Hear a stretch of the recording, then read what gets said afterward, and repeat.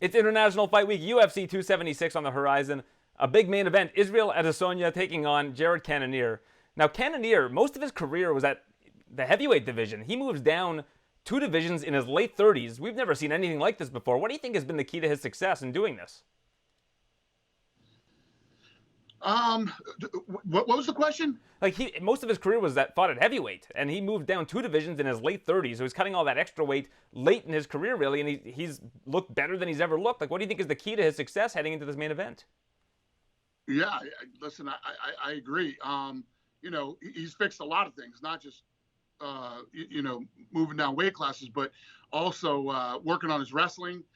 And the guy was able to keep his power with him when he made the move. So this is a fun fight. I mean, if you listen to what Adesanya has said recently, talking about, the belt's been great to him and everything, but he wants highlights. And then you have, Cannonier, who's dialed in his wrestling and also has that knockout power.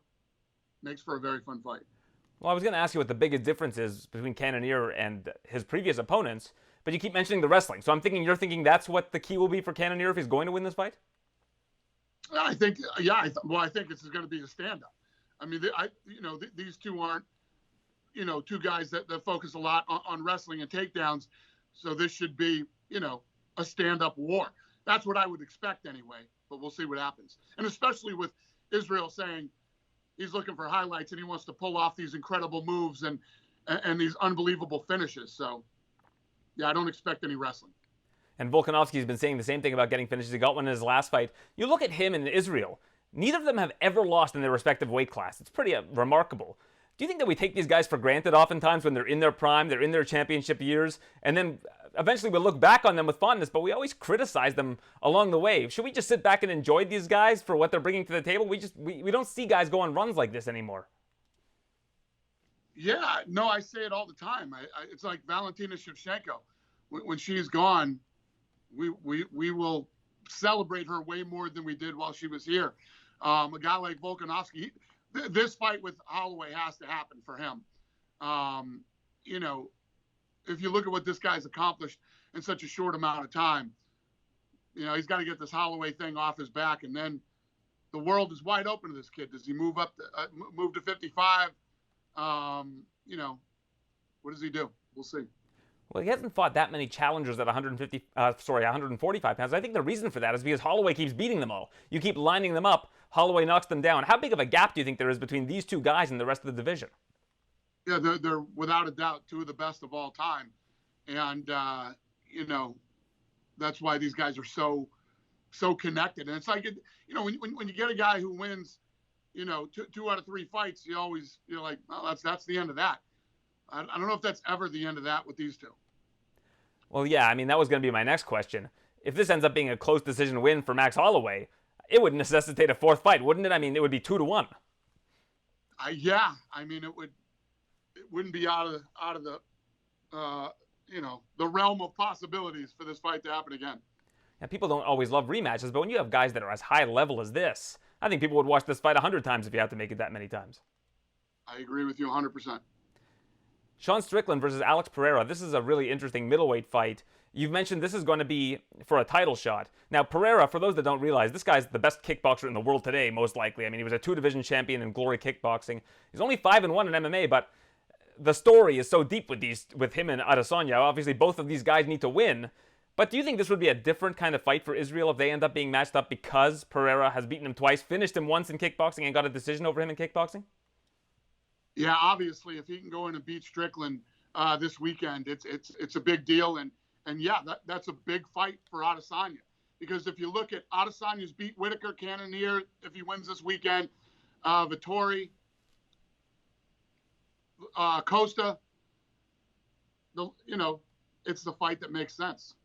But it's not just that. He gets to exact revenge over somebody who beat him in kickboxing. Like, he has never been that emotionally invested in anything, I think, before in terms of going into a fight.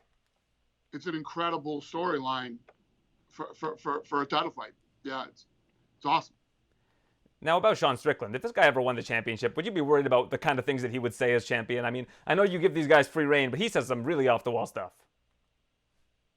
Yeah, he does. He's out there, but this is the fight business. No, I don't worry about that stuff. I'm not going to say that everything that's said in the sport I agree with, or some things don't horrify me. But yeah, that's the business we're in, boys. It's a rough business. Well, we'll cross that bridge when we get to it. Now we've got Jim Miller taking on Donald Cerrone, a short notice assignment for these guys up at welterweight. He's actually the first fighter to fight 40 times in the UFC is Jim Miller. And then you've got Cerrone, who's fought 38 times, 48 if you count the WEC.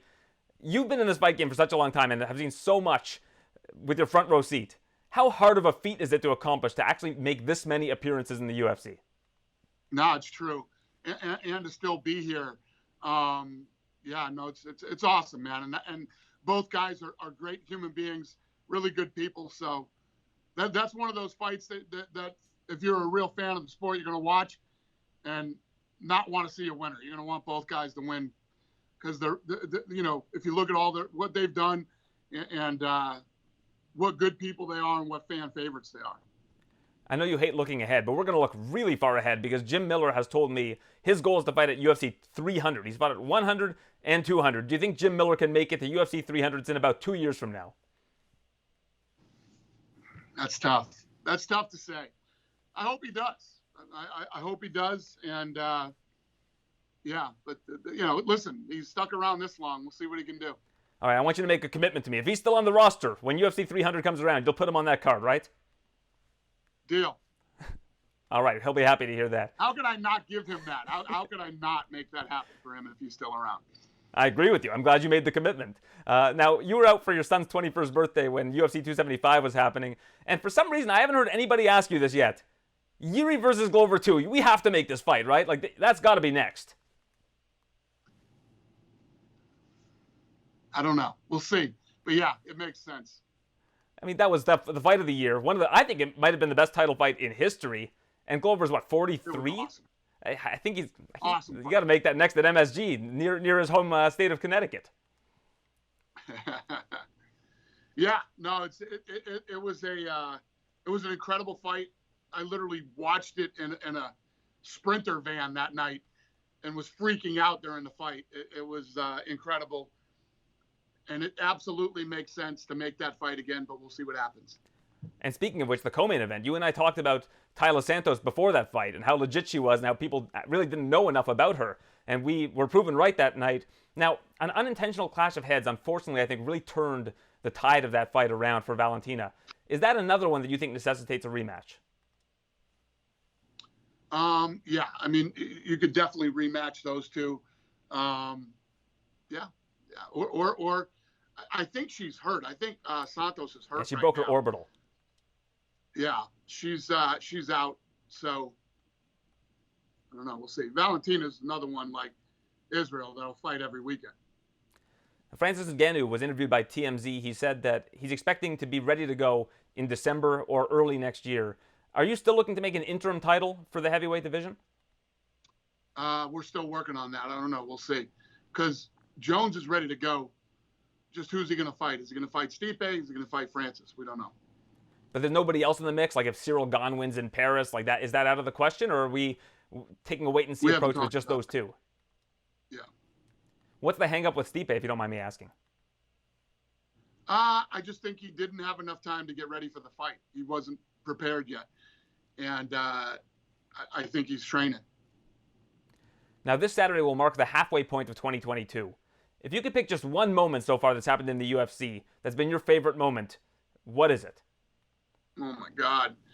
So tough to say. I mean, we were just talking when we started this media tour about how many great events. Like, every time there's a great fight, the next one, you're like, how could you get any better than this?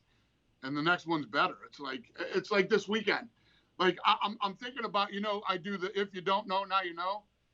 If you don't know this Saturday, you don't follow the sport at all. I mean, the prelims, the Fight Pass prelims, Jess Guy and Barber are on there.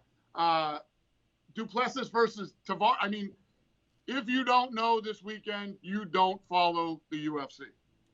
I was thinking it after this past weekend's card with Sarukian and Gamrot. When was the last time there was a card where you kind of walked away saying, that didn't really deliver? It's been some time. I mean, you think back to Austin, of course, that card was unbelievable. You were there front row. But this past weekend, I mean, that main event was super high level. You got this weekend. You got last weekend with that card. The whole card was awesome, and the main event was, ridiculous. You had Austin, you had Singapore, London, and it just goes on and on. I mean, every weekend it just keeps getting better and better. And this card this weekend is ridiculous. And I saw some people say not a lot of people knew who Tsarukyan and Gamrot were, but watch the card. I mean, these guys were just, you got two top 15 lightweights, probably the most stacked division in terms of the rankings, up there with featherweight, bantamweight. I mean, that fight delivered the goods, and it just goes to show how high level all these guys are in the rankings right now. It's really a great time for the sport, just looking at the roster top to bottom. 100%. You're absolutely right. I mean, these divisions are stacked with straight killers. I mean, like you said, in that fight, when you got two guys, that are what, 12 and 11 and 12 or 12 and 13 or whatever they were when they fought, putting on a performance like that at that level, it's impressive. Well, Dan, it's always a pleasure speaking with you. It's International Fight Week this week. Fighters from all over the world congregating in Las Vegas, and it's the Hall of Fame as well. Thanks a lot for doing this, and look forward to seeing you this week. Thanks for having me.